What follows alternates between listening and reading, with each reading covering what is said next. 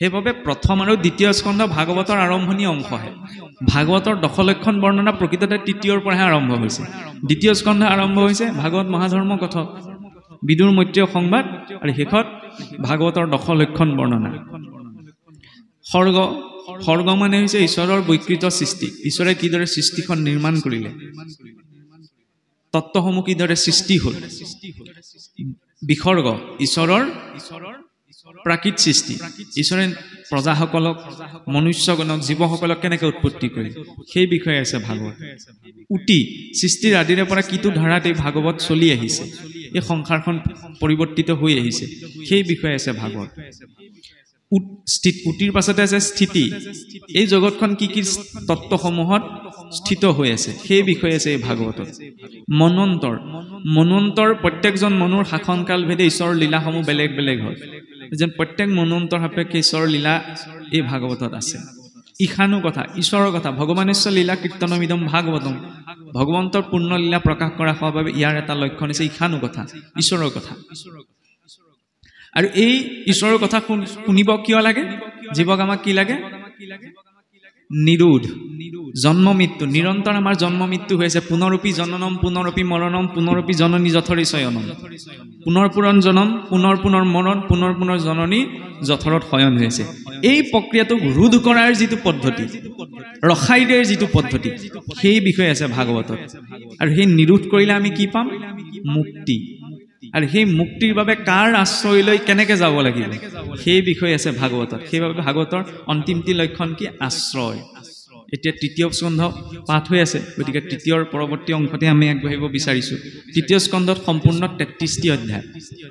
প্ৰথমটি অংশ হৈছে সৃষ্টিৰ লীলা বৰ্ণনা অনাদি পাতন বা বিদুৰ মৈত্ৰেয় সংবাদ আৰু দ্বিতীয়টি অংশ হৈছে কপিল চৰিত যিটো অধ্যায় এতিয়া পাঠ হৈ আছে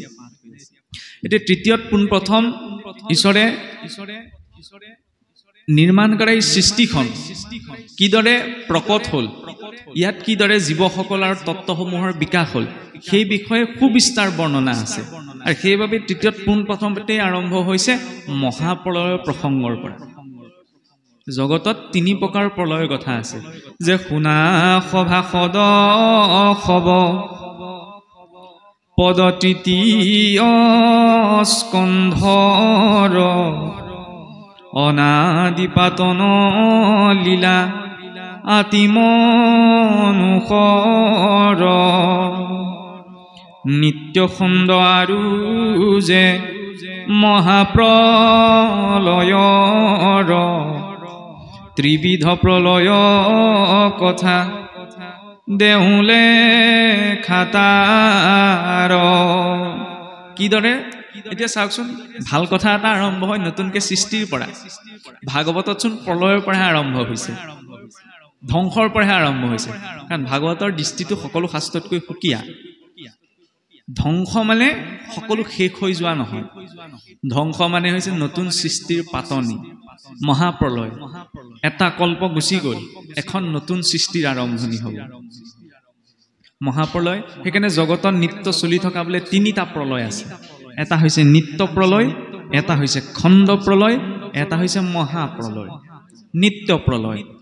নিৰন্তৰ এই সংসাৰখনত এটা প্ৰলয় চলি আছে প্ৰলয় মানে কি ধ্বংস কেনেকৈ চলি আছে ইয়াত থকা প্ৰত্যেক জীৱৰ আয়ুস টুটি গৈ আছে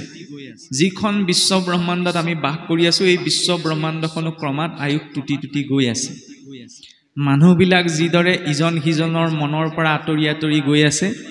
এই মহাকাশতো তাৰকা ৰাজ্যবিলাক ইখন সিখনৰ পৰা আঁতৰি গৈ আছে আঁতৰি গৈ যেতিয়া একদম সীমা পাৰ কৰি দিব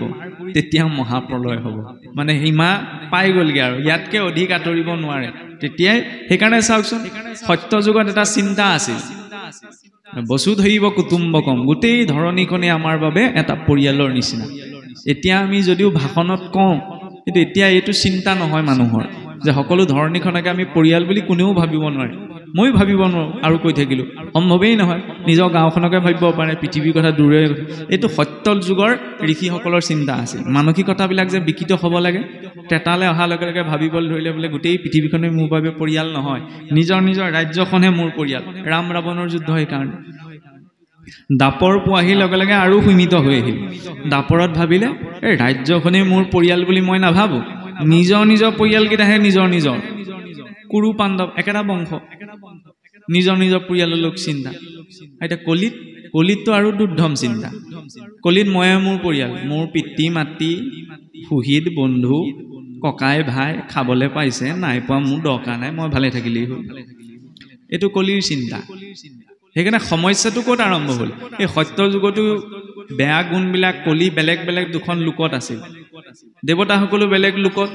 অসুৰো বেলেগ লোকত সেইকাৰণে দুখন লোকৰ মাজত যুদ্ধ হৈছিল ত্ৰেতা পোৱাহিৰ লগে লগে লাহেকে ৰাজ্যলৈ গুচি আহিলে সেইকাৰণে ৰাজ্যত যুদ্ধ দাপৰ পোৱাহিৰ লগে লগে পৰিয়ালত সোমাই দিলে সেইকাৰণে পৰিয়ালৰ মাজতে যুদ্ধ কলিত পোৱাহিৰ লগে লগে কলিয়ে কৈছিল নহয় এই দাপৰলৈকে মোক এনেকে পৰাস্ত কৰিলে কলিত কি কৰিবা কলিত মই প্ৰতিজন মানুহৰ ভিতৰত সোমাম তেতিয়া কি প্ৰতিজন মানুহৰ হৈ পেলাই তুমি যুঁজ কৰিবা নি সেইকাৰণে সাধনটো এই কুৰুক্ষেত্ৰৰ যুদ্ধৰ মাজতে ভগৱন্তই দি থৈ গ'ল অৰ্জুনক যে গীতাৰ উপদেশ দিছিল কাৰ বাবে কেৱল অৰ্জুনৰ বাবেই নহয় ইয়াত নিজৰ যুঁজখন নিজেই যুঁজিব লাগিব আমি জন্ম হওঁতে দৈবিক সম্পদ আসৰিক সম্পদ দুইটা লৈ আহিছোঁ এতিয়া কোনটো সম্পদক কোনবিলাক গুণক নিজে গুৰুত্বতা দিওঁ সেইটো নিজৰ চিন্তাৰ ওপৰত নিৰ্ভৰ কৰে আৰু যাই হওক এতিয়া চাওকচোন এফালে নিত্য প্ৰলয় হৈ গৈ আছে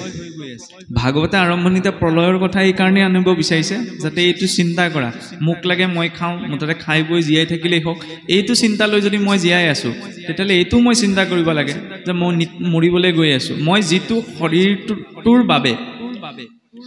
ভক্ষ গমনাগমন মই একো বিচাৰ কৰা নাই অন্তিম সময়ত এই শৰীৰটোৱে মোক লগ দিবনে নিদিয়ে সেইটোহে লাগে এতিয়া আৰু যাৰ অৰ্থে মই ইমানখিনি কৰ্ম কৰিছোঁ সেই সকল লোক অন্তিম সময়ত কামত দিবনে নিদিয়ে শুনিবলৈ বেয়া লাগে শ্মশানলৈকেহে যাব তাৰ পাছত লগত যাব পাৰিব জানো আৰু বেচেৰা পঠায় কাপোৰ কানি গোটেইসোপা চোৱা নিকা থাকিব বুলি লগত পঠাই দিয়েই কান্দি ভাগি যায় কিন্তু পিন্ধি থকা আকৌ সোণৰ আঙুঠি কেইটা সোণৰ চেইনডাল খুলি থবলৈ আকৌ কোনেও নাপাহৰে নহয় ইমান দুখ প্ৰকাশ কৰিছেনে এই সোণ ৰূপত বোলে চোৱা নাই আয়ো দেহি সোণ ৰূপত চোৱা নাই আত্মীয়জন মৰিছে যিজন ব্যক্তিক মই গোটেই জীৱনত শত্ৰু বুলি ভাবি আছো সেইজন মানুহে মোৰ অলংকাৰকেইটা খুলিবলৈ নাযায় কিন্তু ঘৰৰ মানুহকেইটাই যাব গতিকে কেৱল মুখ লাগে মুখ খাওঁ মুঠতে জীয়াই থাকিলেই হ'ল এইটোৱে আমাৰ লক্ষ্য নহয় পানী গিলাচ মুখ লাগে পিয়াহটো গুচাবলৈ পিয়াহ গুচি যোৱাৰ পিছত পানী গিলাচৰ কথাটো কোনেও ভাবি নাথাকে ভোক লাগিব ভোগৰ মাজত সংযমটো লাগে নহয়নে সংযমটো কেনেকে লাগে ভাল লাগিলে কাৰণে যদি মই খাই থাকো সেইটোৱে পেটৰ প্ৰব্লেম সৃষ্টি কৰিব নহয় ভোক লাগিলে কাৰণে তেওঁ ভাতকেইটা খাইছে আপত্তি নাই ভোক লাগিলে তেওঁ খাইছে ভাল লাগিছে কাৰণে বোলে খাই আছে সেইটো একো সমস্যা সৃষ্টি কৰিব নহয় ইনডাইৰেক্টলি কিবা এটা কৈছো আৰু নিজে বুজি লওক সংযম সন্তুলনটো সেইকাৰণে জীৱনত প্ৰয়োজন এইবিলাক বোলে সাধু কথা কোনে দেখিছে মৰাৰ পাছত কি হয় আপুনিও দেখা নাই মই কৈ থকা যেনেও দেখা নাই কিন্তু তাৰ অৰ্থ এইটো নহয় যে কোনেও দেখা নাই বি খালে যে মানুহ মৰে আপুনি মই দেখিছো নি তেতিয়াহ'লে কিহৰ ভিত্তিত কৈছো যে বি খালে মানুহ মৰে নিজেতো অনুভৱ কৰা নাই কাৰণ আমাক বিশেষজ্ঞ এজনে কৈছে এই পদাৰ্থটো বিষাক্ত খালে মানুহ মৰে ভৌতিক জগতৰ বিশেষজ্ঞজনৰ কথাকে যেতিয়া আমি মানি লৈছো পদাৰ্থ এটা বিচাৰৰ ক্ষেত্ৰত যিসকল ঋষিমুনি মহাপুৰুষে ইমানখিনি কষ্ট কৰি পেলাই এইখিনি তথ্য আমাক দি থৈ গ'ল তেওঁলোকৰ কথাত শংকা কৰাৰ প্ৰয়োজন আছে জানো নাই কিন্তু এতিয়া এনেকুৱাও প্ৰৱণতা দেখা গৈছে ভগৱান কৃষ্ণৰ নামকৰণ কোনে কৰিছিল বাৰু মহৰ্ষি গৰ্গই নহয়নে মহৰ্ষি গৰ্গই ভগৱান কৃষ্ণৰ নামকৰণ কৰাৰ কাৰণে আমি কৃষ্ণক পালো যদি নামকৰণ নকৰিলেহেঁতেন তেতিয়াহ'লে আমি কৃষ্ণক নাপাওঁ কিন্তু এতিয়া কথা হ'ল কি মানুহৰ বুদ্ধিবিলাক ইমান তীক্ষ্ণ হৈ গৈছে মই কৃষ্ণক মানিম কিন্তু ঋষি গৰ্গক নামানো ইনডাইৰেক্টলি কিবা এটা কৈছো আৰু বুজি পাওঁ মানে ঋষিসকলৰ প্ৰৱৰ্তিত যিসমূহ ব্যৱস্থা সেইবিলাকক মই নামানো কিন্তু কৃষ্ণক হ'লে মই মানিম তেতিয়াহ'লে জানো কৃষ্ণক মনাটো বুজালে কাৰণ ঈশ্বৰৰ ওচৰলৈ কাষ চপাৰ যিটো পদ্ধতি ব্যৱস্থা আছে সেইটোত পূৰ্বতে সেই মহাপুৰুষ ঋষিমুনিসকলে যিটো ব্যৱস্থা দি গৈছে সেই অনুসৰিহে পৰা যায় এই নতুনকে কিবা এটা ব্যৱস্থা উলিয়াই পেলাই নোৱাৰি আজিকালি অসমখনত গুৰুৰ অভাৱ নাই মই ইনডাইৰেক্টলি সেই কথাটোকে ক'ব বিচাৰিছো কোনোবাই বহু কথা জানিলে বুজিলে বুলি গুৰু হ'ব নোৱাৰে আপোনাৰ প্ৰতি মোৰ এইটো ব্যক্তিগত শ্ৰদ্ধা আছে এইটো কথা বেলেগ যে তেখেতক মই গুৰু সমান জ্ঞান কৰোঁ এইটো ব্যক্তিগত শ্ৰদ্ধাৰ বিষয় শাস্ত্ৰীয় মাৰ্গত সকলো গুৰু হ'ব নোৱাৰে এইটো কোনোবাই বেয়া পালেও উপায় নাই কিয় নোৱাৰে মই বহু কথা জানিলো বুলি মই গুৰু হ'ব নোৱাৰো মোৰ ওপৰত আজ্ঞা নাই নহয় মোক কোনে আজ্ঞা দিলে ভাগৱত আদি নিৰঞ্জনৰ পৰা মহাপুৰুষলৈকে মহাপুৰুষৰ পৰা পৰৱৰ্তী তেওঁ আজ্ঞাপৰ সকলোকে এটা পৰম্পৰাত আহিছে নহয়নে কোনে কাক আজ্ঞা দিলে তেওঁ কোনে আজ্ঞা দিলে মাজতে আকৌ মই ক'ৰ পৰা টপকিলো সামাজিক ব্যৱস্থাটো পূৰ্বতে ভগৱন্তয়ো স্বীকাৰ কৰি গৈছে কেনেকে লক্ষ্মণ যেতিয়া এই আপোনাৰ মেঘদূতৰ বা মেঘনাদৰ নাগপাশত বন্দী হৈছিল ৰামচন্দ্ৰটো ঈশ্বৰ আছিল তেতিয়াই জীয়াই দিব পাৰিলেহেঁতেন নাই দিয়া নহয় কি কৈছে বোলে বেমাৰত পৰিছে সেইকাৰণে চিকিৎসক কোন হৈছে তাকো শত্ৰুৰ গৃহৰ পৰা সুখেন বৈদ্যক চাই চেক কৰি পেলাই কৈছে বোলে এওঁক জীয়াবলৈ সঞ্জীৱনী ঔষধ লাগিব আনিবলৈ হনুমন্তক পঠিওৱা নাই জানো এতিয়া বেমাৰত পৰিলে ডক্টৰৰ ওচৰলৈ যাব লাগে সেই কথাটো ভগৱন্তয়ো স্বীকাৰ কৰি গৈছে এতিয়া আকৌ এনেকুৱা কিছুসকল ওলাইছে ন এইবোৰ কৰি লাভ নাই মই আশীৰ্বাদ দি দিছোঁ মই আমুক দিছোঁ তোমাৰ ভাল হৈ যাব সোধককে বোলে ধৰ্ম আপুনি কেনেকৈ মই সপোনত পাইছোঁ মহাপুৰুষ শংকৰদেৱ মাধৱদেৱ দামোদৰদেৱ হৰিদেৱ অনিৰুদ্ধদেৱ গোপাল আতা হওক যিমান পুৰুষোত্তম ঠাকুৰ চতুৰ্ভুজ ঠাকুৰ এইসকল মহাপুৰুষৰ কাহিনীও ক'তো পোৱা নাই যে মই সপোনত ধৰ্ম বস্তু পালোঁ এতিয়া তেতিয়াহ'লে এনেকুৱা কোন গুৰু ওলালে যে সপোনত ধৰ্ম বস্তু পাই গ'ল মই কাকো ব্যক্তিগতভাৱে আক্ৰমণ কৰিব বিচৰা নাই কিন্তু আমাৰ মানুহখিনি স্পষ্ট হোৱা প্ৰয়োজন যাৰে তাৰে ওচৰত গুৰুৰ আশ্ৰয় কৰিবলৈ যোৱাটো উচিত নহয় সেই গুৰু শাস্ত্ৰ অনুৱৰ্তী হ'ব লাগিব সেই গুৰুৰ শাস্ত্ৰীয় পৰম্পৰা থাকিব লাগিব কোনোবাই ক'লে বুলিয়ে জানিলে বুলিয়ে আজি কথা ক'লে এনেকুৱা হয় যে চাবচোন কোনোবাই ব্যক্তিগত গুৰু হ'বলৈ হ'লে নিজকো তৰাব লাগিব আনকো তৰাব লাগিব কম ডাঙৰ কথা নে নিজে তৰাব যদি আমি নোৱাৰো সেই কথাটোতেই যদি গ্যাৰেণ্টি নাই মই আনক কৈছোঁ মোহ মায়া এইবিলাক একো আসক্ত হ'ব নালাগে নহয়নে অনুষ্ঠানলৈ অহা আগত যদি মই ফোন কৰি কমিটিক কৈ থৈছোঁ মোক ইমানটো টকা দিব আৰু তেতিয়াহ'লেহে মই যাব পাৰিম মই খোলাকৈ কৈ দিছোঁ তেতিয়াহ'লে মোৰ নিজৰ আসক্তিটো ক'ত আছে আপোনাৰ গৃহলৈ মোক মাতিছে মোৰ ঘৰলৈ আপুনি যাব মই সামৰ্থ্য অনুসৰি আপোনাক শুশ্ৰূষা কৰিম নহয়নে আপোনাৰ ঘৰ মোৰ ঘৰলৈ আপুনি যাব আপুনি মোক ফোন কৰি ক'ব নালাগে মই পোৱাৰ লগে লগে হ'লে মোক পানী এঘটি দিব চাহ তামোলকণ দিব মই জানো নহয় মই দিম মোৰ সামৰ্থ্য অনুসাৰে গতিকে আপোনাৰ গৃহলৈও মই গ'লে আপোনাৰ সামৰ্থ্য অনুসাৰে শুশ্ৰূষা কৰিব মই ক'ব বিচাৰিছোঁ কি আমাৰ গোটেই বিষয়খিনি কোনোবাখিনিত খেলি মেলি এটা হৈ আছে সেই খেলি মেলিটো অকণমান দূৰ কৰিবৰ সময় হৈ গ'ল নহ'লে গতানুগতিক ধাৰাটোতেই যদি বিষয়বিলাক চলি থাকে তেতিয়াহ'লে কিন্তু কেৱল কৰি থকাৰ কাৰণে কৰি থকা হ'ব আৰু দ্বিতীয়তে কথা হ'ল কি যে সকলোৰে মতবিলাক মূল একেই নহয় কিয় আজিৰ পৰা 600-500 বছৰ আগতেতো ইমান মতবিলাকৰ অমিল নাছিল আৰু মতবিলাক অমিল নোহোৱা আটাইতকৈ প্ৰমাণ কি চাওকচোন অসমখনতেই হওক বা গোটেই ভাৰতবৰ্ষতেই হওক শাক্ত সৌৰ গাণপত্য বৈষ্ণৱ চব একেলগেইতো আছে কাৰো মাজততো ধৰি লওক ইমান বিশেষ তৰ্কাতৰ্কি নাই সকলোৱে নিজ নিজ উপাসনা পদ্ধতিতে নিজৰ উপাসনা চলাইছে আজি কেইটামান দশকৰ ভিতৰতে কেইটামান বছৰৰ ভিতৰতে আমাৰ বৈষ্ণৱ মাৰ্গত থকা সকলৰ ভিতৰতে ইমান বিশৃংখলতা ইটো পন্থ সিটোক বোকা তলিওৱা ইটো পন্থ সিটোক সমালোচনা কৰা ক'ৰ পৰা আহিছে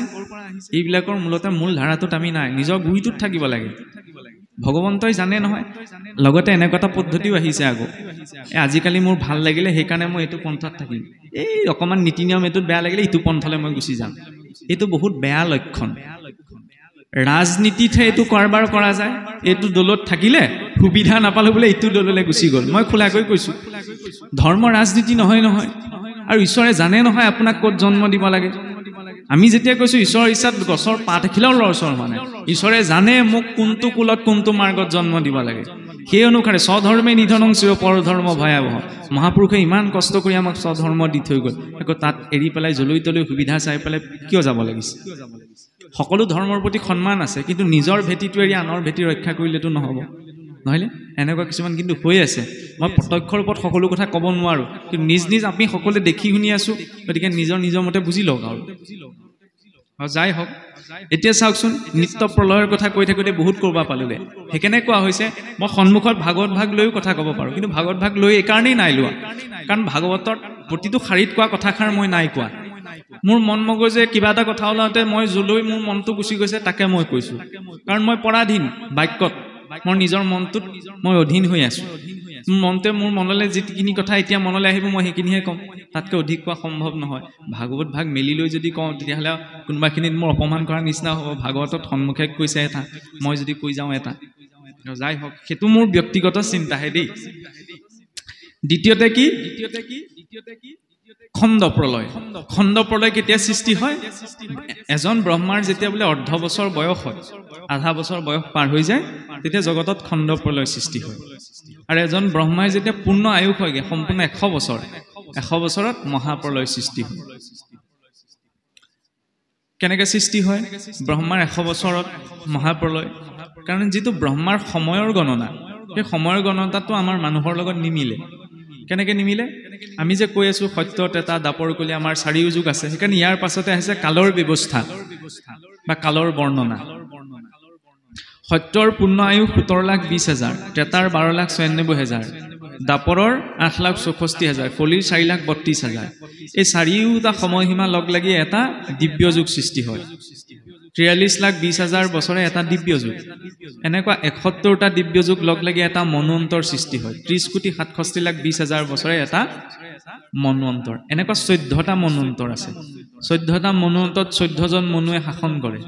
এতিয়া সপ্তম মনু বৈবস্বতৰ শাসনকাল চলি আছে এই 14 জন মনু যেতিয়া পাৰ হৈ যায় খহি যায় ৰিটায়াৰ্ড হৈ যায় তেতিয়া ব্ৰহ্মাৰ মাত্ৰ 12 ঘণ্টা পাৰ হয় 432 কোটি বছৰ 864 কোটি বছৰে এজন ব্ৰহ্মাৰ এটা দিন আৰু সেই এটা দিনক কোৱা হয় এটা কল্প বুলি এনেকুৱা 100 কল্প যেতিয়া পাৰ হৈ যায় তেতিয়া এজন ব্ৰহ্মাৰ 100 বছৰ হয় কেনেকৈ সম্ভৱ মানুহৰ 864 কোটি বছৰ পাৰ হৈ গৈছে ব্ৰহ্মাৰ এটা দিনহে পাৰ হৈ গ'ল এইটো কি অদ্ভুত কথা কৈ দিলে দৰ্শনটো চাওক আমি আছো পৃথিৱীত নহয়নে আমি থকা গ্ৰহটোৰ নাম পৃথিৱীকে ধৰি আমাৰ 9টি গ্ৰহেৰে আমাৰ সৌৰমণ্ডলটি গঠিত নহয় জানো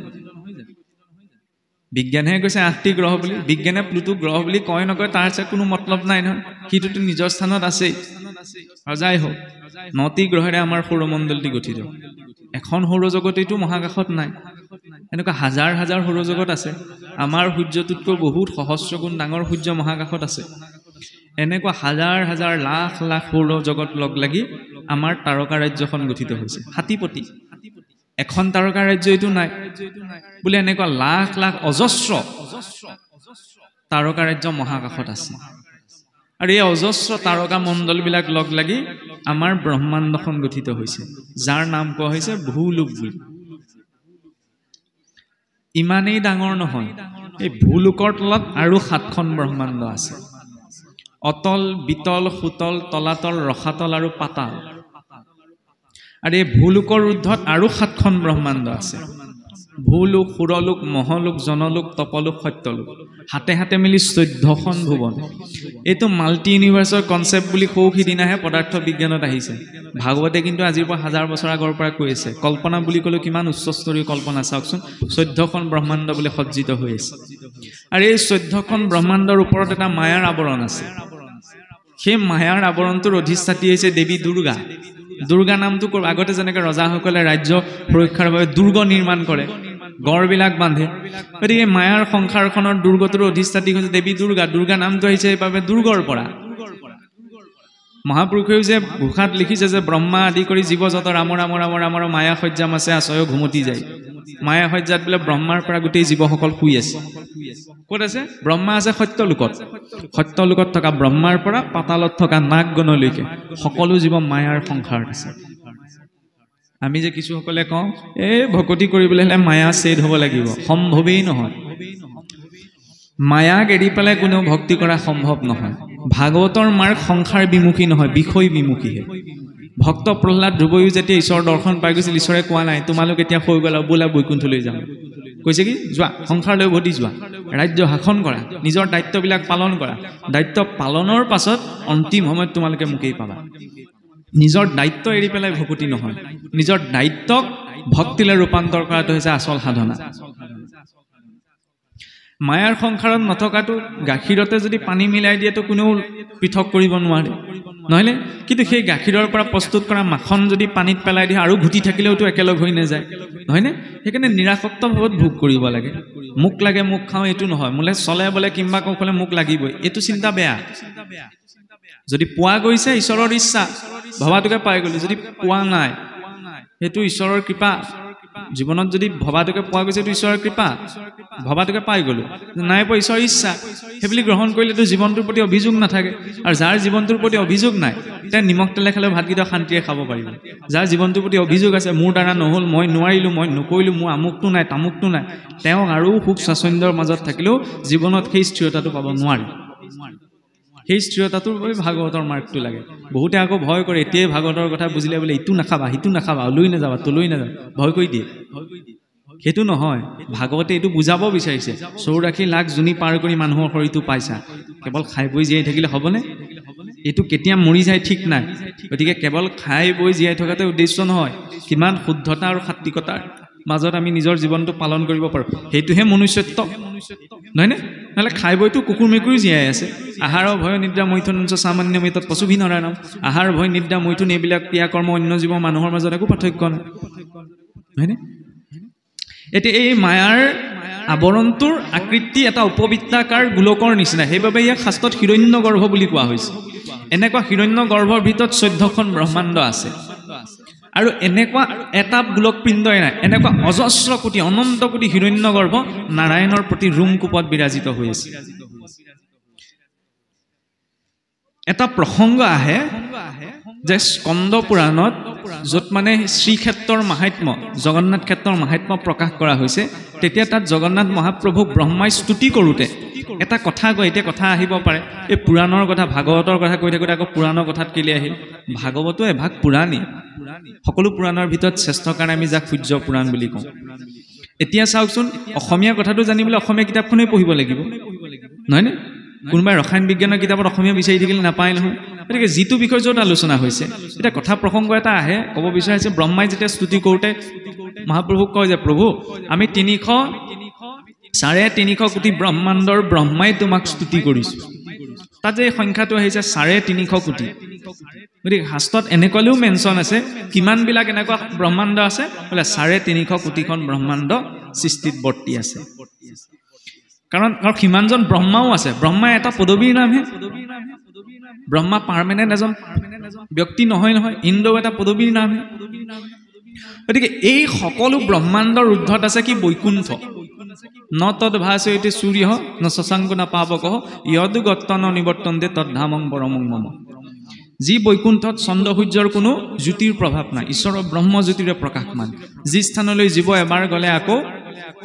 পুনৰ সংসাৰলৈ আহিব নালাগে সেইখন হৈছে বৈকুণ্ঠ আৰু সেই বৈকুণ্ঠৰ 7টি ভাগৰ আৰ্হিতে আমাৰ সিংহাসন ভাগ বিশ্বৰ আটাইতকৈ ডাঙৰ মহাকাশ গৱেষণা কেন্দ্ৰটো হৈছে নাসা নেশ্যনেল এৰোনটিকেল স্পেচ এডমিনিষ্ট্ৰেশ্যন সেইটোও ইমানখিনি কল্পনা কৰিবগে পৰা নাই মহাপুৰুষে আপোনাক মোক 14খন ব্ৰহ্মাণ্ডৰ বাহিৰৰ এখন ব্ৰহ্মাণ্ডৰ আৰ্হি গাঁৱৰ নামঘৰত পাতি থৈ গুচি গ'ল কম ডাঙৰ চিন্তা নে কল্পনা বুলি ক'লেও ইমান চিন্তা কোনোবাই কৰিব পাৰিছেনে বিশ্বত আজিলৈকে ডাঙৰ ডাঙৰ বিজ্ঞানীসকলেও পৰা নাই তেতিয়ালে এই আসন ভাগ পোৱাটো কম ডাঙৰ ভাগ্যৰ কথা নে মানুহে ধুনীয়াকৈ বোলে গহীন গম্ভীৰ আৰু আসন ভাগ এইটোৱেই নহয় এইখন এখন ব্ৰহ্মাণ্ডৰ আৰ্হি বৈকুণ্ঠৰ 7টি ভাগ সেই 7টি ভাগৰ আৰ্হিটো বৈকুণ্ঠ এই আসন ভাগ কিয় প্ৰতিষ্ঠা কৰিলে মহাপুৰুষে সেইকাৰণে এটা যোজনা লিখিছে বোলে বৈকুণ্ঠৰ পৰা আহোঁ একেলগে বাটত হেৰাল লগ সত্যত এটা দাপৰত বিচাৰি কলিত পাইছোঁ লগ জীৱসকল আদিৰে বোলে গোলোকতে আছে আমুহি ঘৰ গোলোক বৈকুণ্ঠ তাত থকাৰ পাছত জীৱসকলে মানে ভোগ কৰাৰ ইচ্ছা প্ৰকাশ কৰিলে ঈশ্বৰে সংসাৰলৈ পঠাই দিলে জীৱসকল সংসাৰলৈ আহিল এই মায়াৰ আৱৰণটো যে ভেদ কৰি থৈ গুচি আহিল সেইকাৰণে নিজৰ ঘৰখনৰ কথা পাহৰি থাকিলে বাটত লগ হেৰাই থাকিল কাৰণ সকলে কৰ্ম ব্যৱস্থাসমূহ বেলেগ বেলেগ হ'ল সত্যটো লগ নাপালে টেটাটো নাপালে দাপৰতো নাপালে কলিত পাইছোঁ লগ বোলে কলিত কেনেকৈ পাইছোঁ কাৰো সৈতে কাৰো প্ৰত্যক্ষ চিনা জনা নাই নামঘৰত বহি আছোঁ যেতিয়া ইয়াত সকলোৱে পৰিচয় এটা ঈশ্বৰৰ ভক্ত বা ঈশ্বৰৰ ভকত ৰূপত চিনি পালোঁ উভতিব কিয় লাগে সিংহাসন ভাগ দেখাৰ লগে লগে জীৱৰ যাতে নিজৰ প্ৰকৃত ঘৰখনলৈ মনত পৰে ঈশ্বৰৰ ওচৰলৈ উভতিব লাগে এইকণ জিৰণিৰ বাবে পোৱা সময়হে এইটো হৈছে আধ্যাত্মিক দৰ্শন ভাগৱতৰ আৰু এই 14খন ব্ৰহ্মাণ্ডত যেতিয়া ব্ৰহ্মাৰ 432 কোটি বছৰ পাৰ হয় তেতিয়া জগতত খণ্ড প্ৰলয় সৃষ্টি হয় খণ্ড প্ৰলয়ত ব্ৰহ্মলোকৰ তললৈকে যিমানবিলাক ব্ৰহ্মাণ্ড আছে সকলো জলমগ্ন হৈ যায় তেতিয়াই ভগৱন্তই বৰাহ ৰূপত পুনৰ বসুমতীক উদ্ধাৰ কৰে তাত পুনৰ সৃষ্টি নিৰ্মাণ হয় আৰু যেতিয়া ব্ৰহ্মাৰ 100 বছৰ হয় অৰ্থাৎ 100 কল্প পাৰ হৈ যায় 100 কল্প পাৰ হৈ যোৱাৰ লগে লগে জগতত মহাপ্ৰলয় সৃষ্টি হয় মহাপ্ৰলয় কেনেকৈ সৃষ্টি হয় অনন্তদেৱৰ মুখৰ পৰা বোলে অগ্নি প্ৰকট হয় আৰু সেই অগ্নিতে সমগ্ৰ বিশ্ব ব্ৰহ্মাণ্ড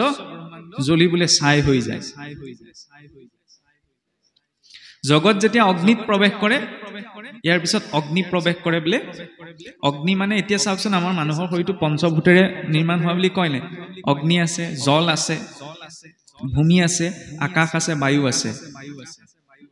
শৰীৰত যিখিনি তৰল পদাৰ্থ আছে সেইখিনি হৈছে জলৰ তত্ত্ব অগ্নি আছে ন উৰ্মি আছে খং ৰাগ জঠৰাগ্নি নহয়নে কণ্ঠাগ্নি বাক্যাগ্নি এইবিলাক হৈছে অগ্নি তত্ত্বৰ প্ৰভাৱত আছে শৰীৰৰ যিটো কঠিন অংশ এয়ে হৈছে ভূ অংশ অৰ্থাৎ ভূমি অংশ যি পঞ্চ প্ৰাণ আছে প্ৰাণ অপান ব্যান সমান উদান এই পঞ্চ প্ৰাণী হৈছে বায়ু তত্ত্ব আৰু শৰীৰত যিটো শূন্যতা আছে মনৰ একেবাৰে স্থিৰ অৱস্থা সেয়া হৈছে আকাশ তত্ত্ব এই পঞ্চভূতৰ আধাৰতে গোটেই সৃষ্টি নিৰ্মাণ নহয়নে এতিয়া জগত প্ৰথম ধ্বংসও ক'ত হয় বোলে অগ্নিত অগ্নি প্ৰৱেশ কৰে জলত জল প্ৰৱেশ কৰে বায়ুত বায়ু প্ৰৱেশ কৰে আকৌ ৰিভাইজ গিয়েৰত চলে সৃষ্টিত প্ৰথমতে মুকল খাই আহে আকৌ কাৰণ প্ৰথমৰ পৰা সৃষ্টি কেনেকৈ প্ৰকট হৈছে চাব প্ৰথমতে জগত ধ্বংস ক'ত হ'ব অগ্নিত অগ্নি প্ৰৱেশ কৰিছে জলত জল প্ৰৱেশ কৰিব বায়ুত বায়ু প্ৰৱেশ কৰিব আকাশত আকাশ প্ৰৱেশ কৰিব প্ৰকৃতিত প্ৰকৃতি প্ৰৱেশ কৰিব নাৰায়ণত এইটো হৈছে জগতৰ ধ্বংসৰ ক্ৰম আৰু যেতিয়া জগত যেতিয়া সৃষ্টি হয় নাৰায়ণৰ পৰা প্ৰকৃতি নহয়নে প্ৰকৃতিৰ পৰা মহত্তত্বৰ পৰা শতৰজতম ত্ৰিবিধ অহংকাৰ এই ত্ৰিবিধ অহংকাৰৰ পৰা পঞ্চতত্ত্ব পঞ্চতন্মাত্ৰ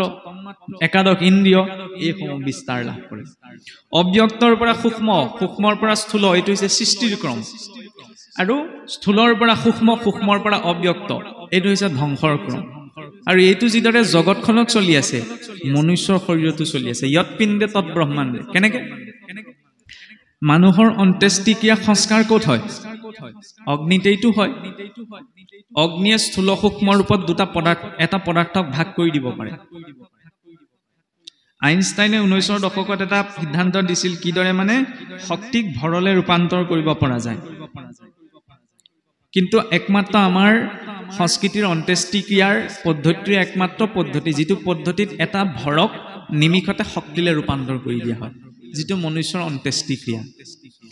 যিদৰে মানুহৰ ধ্বংসটো অগ্নি আছে জগতৰ ধ্বংসটো অগ্নি আছে জগতৰ সৃষ্টিৰ আদিতো অগ্নি আছে বিজ্ঞানত আমি পাইছো ন মহানাদ বিস্ফোৰণ হতে এক ডাঙৰ উষ্ণতাৰ বিস্ফোট হৈছিল আৰু তাৰ পাছত সৃষ্টিৰ বিকাশ পালে তাতো অগ্নি আছে আৰু মানুহৰ মাতৃগৰাকীৰ গৰ্ভত যেতিয়া পুৰুষৰ বীৰ্য আৰু স্ত্ৰীৰজ একেলগ হৈ গৰ্ভৰ প্ৰথম বিকাশ হয় তাতো জঠৰাগ্নিৰ নিৰ্দিষ্ট উষ্ণতা নোপোৱালৈকে গৰ্ভ বিকাশ সম্ভৱ নহয় তাতো অগ্নি আছে আৰু এই অগ্নি কেনেদৰে জলত প্ৰৱেশ কৰে খেৰৰ দম এটা যদি দম কৰি থোৱা যায় দেখিবলৈ কিমান ডাঙৰ লাগি থাকে জুই লগাই দিলে সেইটো থাকিবনে অগ্নিয়ে কি কৰে স্থূল সূক্ষ্ম দুটাৰ ওপৰত ভাগ কৰি দিয়ে তাৰ পৰিমাণ কৰি এতিয়া জুই লাগি যোৱা ছাইখিনিক যদি আমি পানী ঢালি দিওঁ পৰিমাণটো আৰু কমি আহিব চাপ খাই আহিব নহয়নে সেইকাৰণে কি বুলি কৈছে প্ৰথম অগ্নিত অগ্নি প্ৰৱেশ কৰে জলত জল ক'ত প্ৰৱেশ কৰে বায়ুত জল বাষ্পীভূত হৈ কলৈ যায় বায়ুমণ্ডললৈ যায়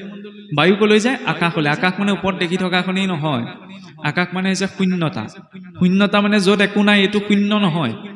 শূন্যতা মানে তাত ভৌতিকতাৰহে একো নাই কিন্তু তাত অভৌতিকতা আছে আৰু সেই অভৌতিক তত্ত্ব তেতিয়া ক'ত প্ৰৱেশ কৰে প্ৰকৃতিত প্ৰকৃতি প্ৰৱেশ কৰে নাৰায়ণ তেতিয়া নাৰায়ণে অনন্ত কালৰ বাবে যোগ নিদ্ৰা গ্ৰহণ কৰে আৰু এনেদৰে অনন্তকাল যোগ নিদ্ৰা গ্ৰহণ কৰাৰ পাছত যেতিয়া ঈশ্বৰৰ পুনৰ সৃষ্টিৰ সংকল্প জাগ্ৰত হয় একৌহম বহুশ্যাম যে মই এক ব্ৰহ্মই বহু হওঁ নাহি জল নাহি স্থল নাহিকে আকাশ নাহি মহাবায়ু চন্দ্ৰ সূৰ্যৰ প্ৰকাশ একেশ্বৰে আছো মই আদি নিৰঞ্জন সৃষ্টিও নাহিকে মুত নকৰে শুভন জগতৰ সৃষ্টি আদি অৱস্থা কি জল স্থল বায়ু একো নাই